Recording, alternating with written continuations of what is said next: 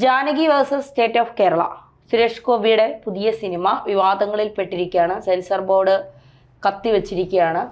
ഏകദേശം 96 വെട്ടണം എന്നൊക്കെ പറയുന്നുണ്ട്. അതിൻ്റെ വാസ്തവം എന്താണ് എന്ന് എനിക്കറിയില്ല. എന്താണ് ജാനകിക്ക് സംഭവിക്കാൻ പോകുന്നത്? ഈ Janaki versus state of Kerala എന്ന് പറയുന്നത് ഒരു സിനിമയുടെ പേര് മാത്രമായിട്ട് നമ്മൾ കണക്കാക്കിയാൽ മതി. പക്ഷേ അവിടെ ജാനകി എന്നുള്ള പേരിനാണ് സെൻസർ ബോർഡിന് പ്രശ്നം. അത് ഹിന്ദു മതഗ്രന്ഥവുമായി ബന്ധപ്പെട്ടിട്ടുള്ള പേരാണ്. അതുകൊണ്ട് ആ പേര് മാറ്റിയിട്ട് വേറെ പേരിട്ടാണ് സീതാദേവിയുടെ പേര്. അതിൽ സുരേഷ് ഗോപി അതിലെ നായിക കഥാപാത്രത്തിന്റെ പേരാണെന്ന് തോന്നുന്നു ജാനകി. സുരേഷ് ഗോപി 96 തവണയോ മറ്റോ ഈ പേര്, എനിക്ക് തോന്നുന്നു അതൊരു നിയമപ്രശ്നം. Janaki versus state of Kerala ഒരു കോടതി വ്യവഹാരമാണ്. അപ്പോൾ ഒരു സൈഡിൽ സർക്കാരിനെതിരെ ജാനകി കേസ് പറയുന്നതായിരിക്കണം അതിൻ്റെ കഥ ഉള്ളടക്കം. അപ്പോൾ സ്വാഭാവികമായിട്ടും നായക കഥാപാത്രമായ സുരേഷ് ഗോപി ഘോരം ജാനകിനെ പറയാതെ നിവൃത്തിയില്ല. ജാനകി സ്വാഭാവികമാണ്. അല്ല, ഇതിൻ്റെ വേറെ പ്രശ്നം എന്ന് വെച്ച് കഴിഞ്ഞാൽ അവരെ ഒരു സിനിമയിൽ ഉപയോഗിക്കുന്ന ഒരു പേര് അങ്ങനെയാണെങ്കിൽ ഇപ്പം നാളെ ഇപ്പം ഏതൊക്കെ പേര് മാറ്റാൻ പറയും? ഇപ്പം എല്ലാ പേര് മാറ്റേണ്ടി വരുമോ? ഞാൻ കഴിഞ്ഞ ദിവസമാണ് നാരദൻ കേരളത്തിൽ കണ്ടത്. എൻ്റെ പൊന്നണ്ണ, അതെങ്ങാൻ ഇപ്പോഴാണ് റിലീസാകുന്ന നിങ്ങളുടെ അവസ്ഥ ആലോചിച്ച് നോക്കിയേ. ഞാൻ പറയുന്നത് ദേവേന്ദ്രൻ പൂക്കൃത്രം. വിദ്യാഭ്യാസ മന്ത്രിയുടെ പേര് ശിവൻ കുട്ടി എന്നല്ലേ? അപ്പൊ ശിവന്റെ പേര് അത് മാറ്റണ്ടേ? നമ്മുടെ റിപ്പോർട്ടർ ചാനലിലെ അവതാരിക സുജയ്യ പാർവതി ദൈവത്തിന്റെ പേരല്ലേ? മാറ്റേണ്ടി വരും. എന്റെ പേര് അതൊന്നുമല്ല. എന്റെ പേര് ഒരു ഇതിൽ വന്നിട്ടില്ല. അത് കുഴപ്പമില്ല. പ്രേംലാൽ കുഴപ്പമില്ല. വിജേഷ് കുഴപ്പമില്ല. ആ ദൈവത്തിന്റെ അവസ്ഥ എന്തായിരിക്കും? അല്ല, ഇതില് ശരിക്കും പറഞ്ഞു കഴിഞ്ഞാൽ ഇത് സെൻസർ ബോർഡ് കത്തി വെച്ചിട്ട് ഇവർക്ക് പേര് മാറ്റണം എന്ന നിർദ്ദേശം കൊടുത്തു. സെൻസർ ബോർഡ് അങ്ങനെ വെച്ച് കഴിഞ്ഞാൽ സ്വാഭാവികമായിട്ട് ഇവർക്ക് അതിൽ പരാതി ഉണ്ടെങ്കിൽ ഒരു റിവൈസിങ് കമ്മിറ്റിക്ക് അപ്പീൽ കൊടുക്കുക. ഇവർ റിവൈസിങ് കമ്മിറ്റിക്ക് അപ്പീൽ കൊടുത്തു. റിവൈസിങ് കമ്മിറ്റിക്ക് അപ്പീൽ കൊടുത്തിട്ട് അപ്പീൽ പരിഗണിച്ചിട്ട് അതിൻ്റെ ഇത് വരാൻ വേണ്ടിയിട്ട് കാലതാമസം വന്നു. ഈ കാലതാമസം വന്നതിൻ്റെ ഇതിൻ്റെ ഇടയിലാണ് ഈ കണ്ട സമരങ്ങളും, അതായത് സിനിമാ സംഘടനകൾ മുഴുവൻ തിരുവനന്തപുരത്തെ സെൻസർ ബോർഡ് ഓഫീസിൽ പോയി അവിടെ സമരം ചെയ്യുന്നു. അതായത് സിനിമാ സംഘടനകൾക്ക് ഇതുമായി ബന്ധപ്പെട്ടുള്ള പ്രതിഷേധങ്ങളെല്ലാം അവർ കൃത്യമായിട്ട് ഏതൊക്കെ തലങ്ങളിലാണോ അറിയിക്കേണ്ട ആ തലങ്ങളിലെല്ലാം അറിയിക്കുന്നുണ്ട്. രണ്ടാമത്തെ കാര്യം എന്ന് വെച്ച് കഴിഞ്ഞാൽ ഇത് ഹൈക്കോടതിയിൽ ഇവർ പരാതി കൊടുത്തു.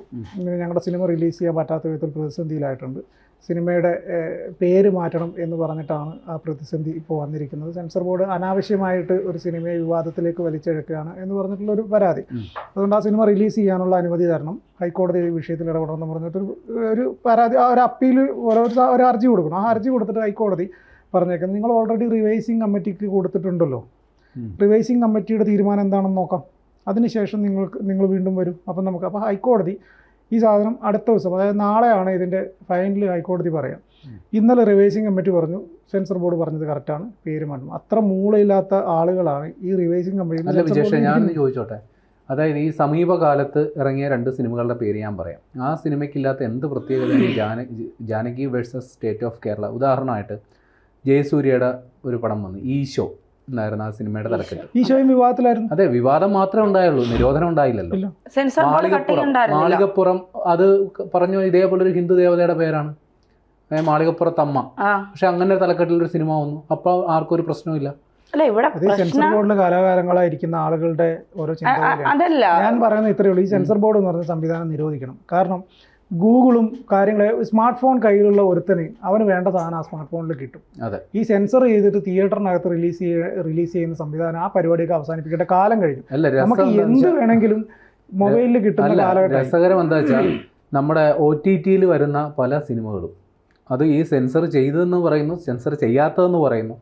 ഇതെല്ലാം നേരിട്ട് നമ്മുടെ സ്വീകരണ മുറികളിലേക്ക്, തിയേറ്ററിലാണെങ്കിൽ നമുക്ക് പൈസ കൊടുത്ത് കയറുന്നത് കൊണ്ട് നമുക്ക് വേണമെങ്കിൽ ഒരു ഡിസ്ക്രിപ്ഷൻ വെക്കാം, ആവശ്യമുള്ളവൻ പൈസ കൊടുത്ത് കണ്ടാൽ മതി. പക്ഷെ നമ്മൾ സ്വീകരണ മുറിയിൽ വരുന്ന OTT-യിൽ പലതും വരുന്നുണ്ട്, സെൻസറിങ് കത്രികയും. അതിൻ്റെ ഇടയിൽ ഒരു കാര്യം പറയാം, ചുരുളി എന്ന് പറഞ്ഞൊരു സിനിമ, അതെ എല്ലാവരും കണ്ടതല്ലേ, OTT-യിലാണ് റിലീസായത്. അത് കോവിഡിൻ്റെ സമയത്ത് തിയേറ്ററില്ലാതെ OTT റിലീസ്. ഈ സിനിമ ജോജു ജോർജിൻ്റെ അടുത്ത് പറഞ്ഞത് ഇത് തിയേറ്റർ റിലീസ് ഇല്ല, OTT റിലീസ് മാത്രമേ ഉള്ളൂ എന്ന് പറഞ്ഞിട്ടാണ് ഈ സിനിമയിൽ ജോജു ജോർജ് അഭിനയിക്കാൻ തയ്യാറായത് എന്നാണ് പറയുന്നത്. പച്ചത്തെറിയാണ് ചുരുക്കി പറഞ്ഞ ആ സിനിമയിൽ മുഴുവൻ ഉപയോഗിക്കുന്നത്. അപ്പോൾ ഈ സിനിമ ഇപ്പോൾ തിയേറ്റർ റിലീസിന് തയ്യാറെടുക്കുന്നുണ്ട്. ഒരുവിധം മലയാളികൾ, ഒരു 99% മലയാളികൾ ഈ സിനിമ കണ്ടിട്ടുണ്ടാവും. OTT വന്നതുകൊണ്ട് എല്ലാവരുടെയും മൊബൈലിൽ ഏറ്റവും ആദ്യം ഈ സിനിമ OTT വന്നതിൻ്റെ അടുത്ത നിമിഷം വന്നത് ഇതിൻ്റെ ക്ലിപ്പിംഗ്, ആ തങ്കം ചേട്ടൻ പറയുന്ന പച്ചത്തെറിയാണ് ഓരോ ആൾക്കാർ മൊബൈലിൽ വീഡിയോ ആയിട്ട് വന്നത്.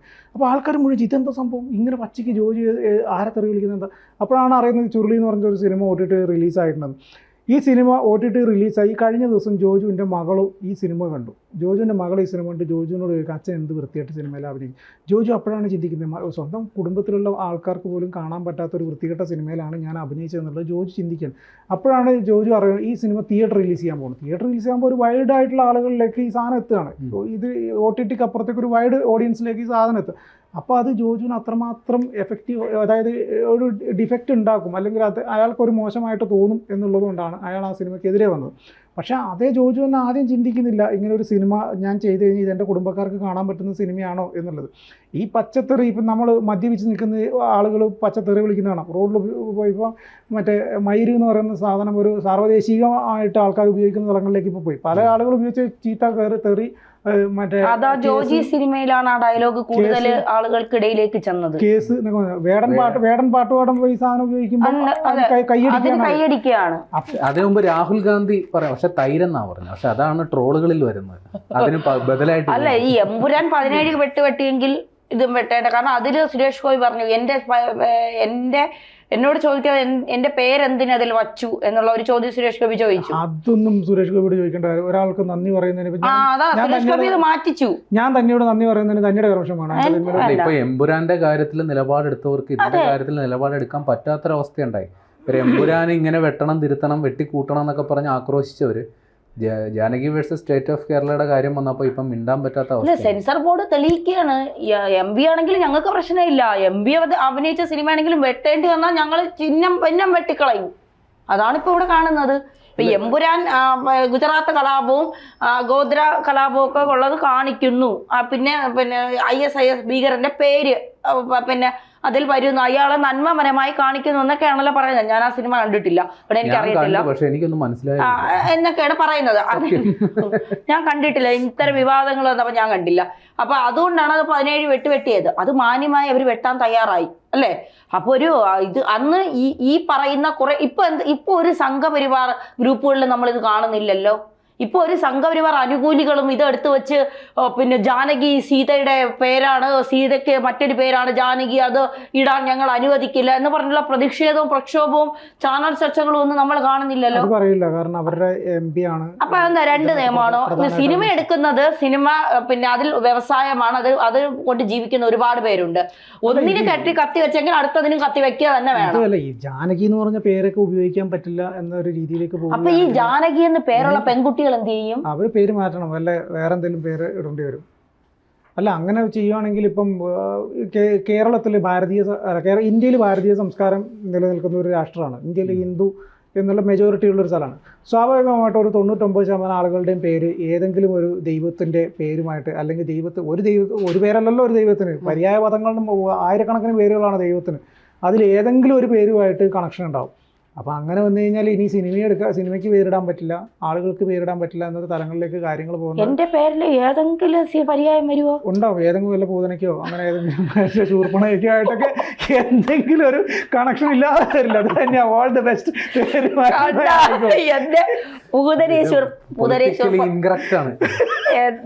എന്തുവാ പൂതനേശ്വർപ്പണയൊക്കെ എന്റെ തലക്കിട്ട് വെക്കടാ.